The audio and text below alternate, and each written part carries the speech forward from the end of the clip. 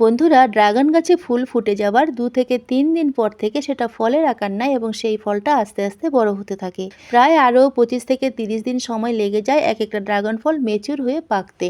তো অনেকেই এই ব্যাপারটা না জেনে অধৈর্য হয়ে পড়েন, হয়তো বা একটা কাঁচা বা সবুজ রঙের ড্রাগন ফলই কেটে বসেন।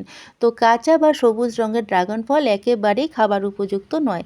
অন্যান্য ফল যেমন না পাকলেও কাঁচা অবস্থায় ফেলে দেবার নয়, কোনো না কোনোভাবে হয়তো খাওয়া যায়, কিন্তু ড্রাগন ফল না পাকলে খেতে একেবারেই অখাদ্য থাকে। তো অনেকে আবার কাঁচা ফল রান্না করেও খাবার চেষ্টা করে দেখেছেন, কিন্তু খেতে পারেননি, শুধু শুধু ফলটাকে নষ্ট করেছেন। তবে যতদিন ফলটা সবুজ থাকবে মনে রাখবেন ততদিন ফলটা বড় হচ্ছে।